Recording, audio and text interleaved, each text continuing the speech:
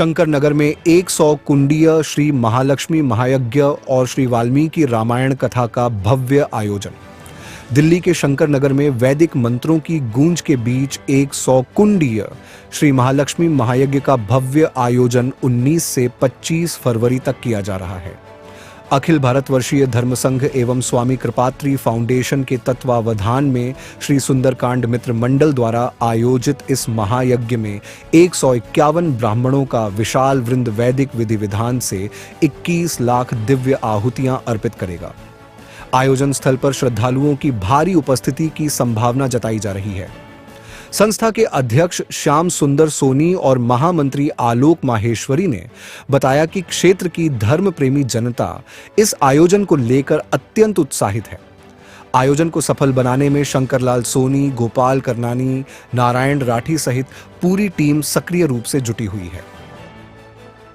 विलक्षणतम भारतवर्ष, उस भारतवर्ष की दिव्यतम राजधानी दिल्ली, उस दिल्ली के अंदर सतयुग, त्रेता और द्वापर, इन तीनों युगों का एक साथ समवाय किस रूप में हो सके, सतयुग का दर्शन कलिकाल की विषम परिस्थिति में हम लोग कैसे कर सकें, तो इस प्रश्न को सुनकर के मन में स्वतः भावना जागृत होगी कि कलिकाल की विषम परिस्थिति में सतयुग का दर्शन। बोले हाँ, जहां पर हर प्राणी अशांति के वातावरण में जी रहा हो, जहां पर हर जीव दुख को ही भोग रहा हो, उस दुख की परिस्थिति में अशांति का बीज लिए हुए और शांति की प्राप्ति के लिए ऐसे संत का अन्वेषण कर रहा हो कि जिस संत के पास में बैठ करके हमको परम शांति का अनुभव हो सके, ऐसे हमारे बीच इस विलक्षणतम महायज्ञ एवं अखिल भारतवर्षीय धर्म संघ स्वामी करपात्री फाउंडेशन नैक संस्थानों के सार्वभौम अध्यक्ष के रूप में इस कार्यक्रम की अध्यक्षता कर रहे परम श्रद्धेय वीतराग श्रोमणी दंडित स्वामी स्वामी श्री ब्रह्मानंद सरस्वती जी महाराज, उनके मन मस्तिष्क में इस दिल्ली प्रदेश के लिए ही नहीं, संपूर्ण भारतवर्ष का अभ्युदय किस प्रकार से हो सकता है और इस कलिकाल में सतयुग, त्रेता और द्वापर के पुण्य को हम लोग कैसे प्राप्त कर सकते हैं, यह विधा निश्चित रूप से महापुरुष के अंतःकरण में रही। करते करते आज वो विलक्षण समय उपस्थित हो गया। उस विलक्षणतम उस समय को प्राप्त करके आज प्रातः काल के समय में बड़ी विलक्षण कलश यात्रा मातृशक्तियों के माध्यम से, जिसमें पूरे शहर के उद्योगपति, नगरपति, जो भी अपने को सम्मानित दृष्टि से देख रहे थे, जो भगवान की सेवा शुश्रूषा चाह रहे थे, जो भगवान के इस अलौकिक यज्ञ मंडप का दर्शन करना चाह रहे थे, सबने आकर के यहाँ के आनंद की अनुभूति करी। सज्जनों, यज्ञ का मतलब है जहां पर देवताओं की पूजा की जाती हो, जहां पर महापुरुषों का आशीर्वचन प्राप्त किया जाता हो, जहां पर दान का विनिमय और दोनों चीजें प्राप्त होती हो, दान लिया भी जाता हो और दान दिया भी जाता हो, इसको यज्ञ कहा जाता है। यज्ञ बहुत सारे देश के अंदर हो रहे हैं, परंतु ये आध्यात्मिक शक्ति से संपन्न है। इसकी दूसरी विशेषता यह है कि जो हमारी सनातन धर्म, हमारी सनातन संस्कृति है, जो अनादिकाल की सनातन संस्कृति है, उससे जुड़ा हुआ ये यज्ञ है। ये हर प्राणी के अंदर मानवता का आधान करने के लिए, अर्थात देवताओं का आधान करने के लिए ये महायज्ञ ऐसी अपने विचित्र फल प्रदान करेगा कि हमारे अंतःकरण की दानवीय वृत्तियों का निरोध करके, शमन करके हम अच्छे मानव बन सकेंगे। हर प्राणी नर से नरोत्तम बने, हर प्राणी अशांत से शांत बने, हर प्राणी दुख से सुखी बने। यही कामना हमारे ऋषि और महर्षियों ने करी है, यही कल्पना महाराजा श्री कर रहे हैं। इसी के साथ साथ भगवान श्री राम को भी यदि आप लोग जान रहे हैं, पहचान रहे हैं, तो वो भी यज्ञ की संस्कृति है। यज्ञ की संस्कृति किसी व्यक्ति की संस्कृति नहीं होती, यज्ञ की संस्कृति परमात्मा की संस्कृति है। वेदों को जानने के लिए, वेदों को समझने के लिए यज्ञ को जानना पड़ेगा। ये उसका प्रैक्टिकल कर्म हुआ करता है। जहां पर यज्ञ हुआ करता है वहां पर अशांति का वातावरण दूर हो जाया करता है। उनके जीवन में सुख, शांति, संतति, समृद्धि की कल्पना हुआ करती है। दूसरी बात यह है, आध्यात्मिक और आदि भौतिक दोनों प्रकार की उन्नति ऐसे महायज्ञों के फल से हम लोगों को प्राप्त हुआ करती है। न जाने देश के ऊपर कितने संकट हमेशा मंडराते रहते हैं। यदि इस भारतीय संस्कृति के अनुरूप इस प्रकार के महायज्ञ नहीं होंगे तो सज्जनों उसका परिणाम दूसरे प्रकार का हो जाएगा। इस भारतवर्ष के अंदर हमारी भारतीय संस्कृति का संरक्षण और संवर्धन कैसे हो सके, उसके लिए विशाल महायज्ञ, 100 कुंडीय महायज्ञ, श्री महालक्ष्मी महायज्ञ नाम से व्यवहित किया जा रहा है। जिसके साथ साथ इसी महायज्ञ को समझने के लिए सिद्धांत के रूप में श्री वाल्मीकि रामायण कथा का आशीर्वचन परम श्रद्धेय पूज्य चरण स्वामी जी महाराज के मुखारबिंद से भी होगा। इसी के साथ साथ में देश से पधारने वाले बड़े बड़े संत, महंत, महापुरुष लोग भी अपने आशीर्वचन के माध्यम से समाज के अंदर उठते हुए भ्रष्टाचार, अत्याचार, दुराचार की निवृत्ति के उपाय को बतला करके हमको जीवनोपयोगी, हमारे जीवन में कल्याण करने वाला कौन सा साधन हो सकता है, इस प्रकार का मार्ग प्रदर्शन करेंगे। इसी के साथ साथ प्रतिदिन काशी से चल करके बड़े विलक्षण विद्वान जो वहां पर दशाश्वमेध घाट पर बैठ करके आरती उतारा करते हैं, वही विलक्षण विद्वान यहाँ पर आकर के आरती का महादिव्य दर्शन हम सब लोगों को कराएंगे। ऐसे विलक्षण कार्यक्रम में हम लोगों की शारीरिक, मानसिक, आर्थिक, व्यापारिक समस्या की निवृत्ति हुआ करती है। क्योंकि यदि इन समस्याओं का समाधान नहीं होगा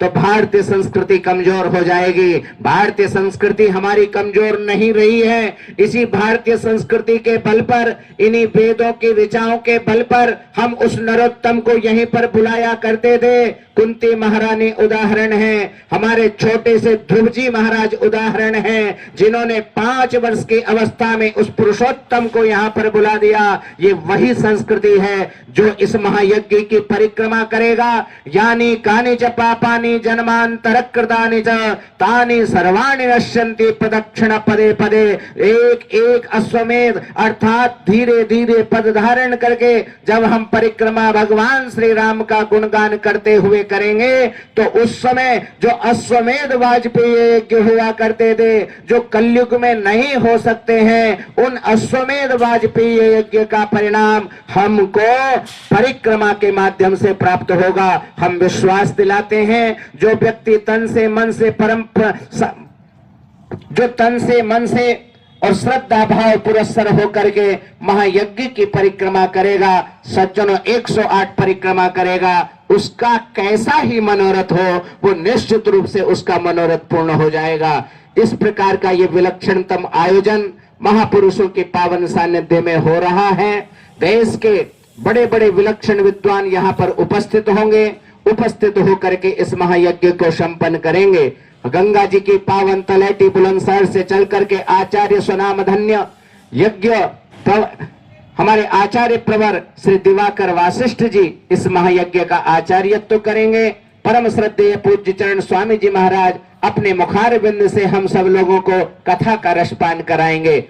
चाहे वो साधक हो, व्यवस्थित चिंतन, व्यवस्थित आचरण अर्थात संयमित चिंतन, संयमित आचरण केवल एक व्यक्तिगत रूप से मनुष्य के हित में नहीं होता।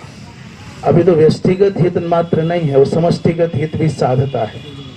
तो मैं समझता हूँ कि प्रत्येक वर्ग को अपने भाषागत संयम व्यवहारगत संयम, इसका पालन करना चाहिए सबको। उससे प्रशासन भी अछूता नहीं है और उससे जो जिनके निमित्त प्रशासन खड़ा हुआ है वो भी अछूते नहीं है। मर्यादाएं सबके लिए है, सूर्य के लिए भी, चंद्र के लिए भी, नक्षत्रों के लिए भी, समुद्र के लिए, नदियों के लिए, तालाब के लिए भी। मैं समझता इसमें सब आ गए, पशु पक्षी तक भी मर्यादाओं में बंधे हैं। मर्यादाओं का पालन जो बुद्धि को संकल्पित करके जीव मात्र के कल्याण को हृदय में रख करके ये यज्ञ इस निमित्त संपन्न किया जा रहा है कि आज रहे हैं कि प्रशासन कहीं और जा रहा है और जिनको प्रशासित होना है उनकी मनोवृत्तियां एक दूसरे के विरोधी कैसे हो गए। व्यवस्थाएं या कानून या नियम जो भी हैं एक मनुष्य मात्र को सुख देने के लिए है, अनुकूलता देने के लिए है। एक दूसरे के पूरक जो हैं घटक वो एक दूसरे के विरोधी कैसे बना दिए जा रहे हैं। इस विषय की गंभीरता को समझना होगा। ये षड्यंत्र के शिकार तो नहीं हो रहे हम कहीं। साधु साधु से भिड़ने को तैयार है, व्यापारी व्यापारी से भिड़ने को तैयार है, कृषक और व्यापारी को एक दूसरे का विरोधी बना दिया जा रहा है, पढ़ने और पढ़ाने वालों को लड़ाया जा रहा है। ये अगड़े और पिछड़े कह करके एक दूसरे को बिल्कुल सामने खड़ा कर दिया जा रहा है, शत्रुओं की भांति, दो सेनाओं की भांति। ये समझना होगा कि भारतवर्ष में रहने वाले सभी भारतीय हैं और सभी एक दूसरे के पूरक हैं, सभी एक दूसरे की उन्नति में सहभागी बनने चाहिए। ये कौन है जो षड्यंत्र करके हमको एक दूसरे के सामने खड़ा कर रहा है, ये विवेचन करना चाहिए, विचार करना चाहिए। कुछ ना कुछ गड़बड़ है। जब पता है कि एक दूसरे के हम पूरक हैं, छोटा बड़ा हो सकता है, समृद्ध और समृद्धि अर्थात धनिक और निर्धन हो सकता है, सुंदर और असुंदर हो सकता है, बड़ा छोटा हो सकता है, परंतु ये एक दूसरे के विरोधी नहीं हो सकते। विविधता ये संसार का सौंदर्य है। मैं कहूं विषमता ये संसार का सौंदर्य, असमानता संसार का सौंदर्य है, संसार की असुंदरता नहीं है। इस दुनिया में समानता यदि भगवान को इष्ट होती तो भगवान ही एक जैसे बना देता पूरी दुनिया को। तो ये एक दूसरे के प्रति जो विरोधाभासी व्यवहार देखने में आ रहा है, आक्रामक हो जा रहे हैं, एक दूसरे को खाने के लिए दौड़ रहे हैं, ये कहीं बाहर से कुछ षड्यंत्रकारियों का कुछ प्रभाव तो अंदर नहीं आ गया है। ये ध्यान देने की बात है। सामंजस्य की भावना, सद्भाव विकसित हो, सामंजस्य विकसित हो, एक दूसरे के हम पूरक बन करके, हितकारक बन करके कार्य करें, एक दूसरे के विरोधी बन करके नहीं, किसी को क्षति पहुंचाने के लिए नहीं। हमारा संकल्प है। पूज्यपाद धर्म सम्राट स्वामी श्री करपात्री जी महाराज जिन्होंने शास्त्रों के सार को अपनी वाणी दी। शास्त्रों में वर्णन आता है कि मनुष्य को एक दूसरे के हित का चिंतन करना चाहिए। भद्रं करने भी शृणुयाम, हम अपने कानों से उत्तम भद्रकारक शब्द सुने, अपने नेत्रों से उत्तम भद्रकारक दृश्य देखें। उन्हीं भावों को शब्द दिया पूज्यपाद धर्म सम्राट जी महाराज ने, प्राणियों में सद्भावना हो, विश्व का कल्याण हो। हमारा भी वही भाव है, वही संकल्प है कि प्राणियों में सद्भाव हो, विश्व का कल्याण हो, धर्म की जय हो, अधर्म का नाश हो। और हम इसी संकल्प के साथ ये पवित्र यज्ञ कर रहे हैं और हमारा दृढ़ विश्वास है, इससे पूर्व के अनुभवों के आधार पर, अपने गुरुजनों के आधार पर और शास्त्रों के आधार पर, कि हम अपने संकल्प में निश्चित रूप से सार्थक उपलब्धियां प्राप्त करेंगे। यज्ञ का 7 बजे से लेकर के 12 बजे तक प्रातःकालीन सत्र में ये अनुष्ठान का क्रम है। मध्याह्न में 3 बजे से 6 बजे तक लगभग, और उसी बीच में सायंकाल को 2 बजे से 2:30 बजे से 5:30 बजे तक वाल्मीकि रामायण की कथा है। संतों का दर्शन, संतों के उद्बोधन होंगे। सायंकालीन वो आरती होगी जिस आरती का दर्शन प्रायः काशी में दशाश्वमेध घाट पर होता है। बड़ा भव्य और बड़ा दिव्य। वैसे आप यज्ञशाला देखेंगे तो आपको लगेगा कि यह अपूर्व भारतवर्ष का ये लोकोत्तर वैभव है। आपकी कलाकृति है। राजस्थान से लोग चल करके आए जिन्होंने मंडप बनाया है।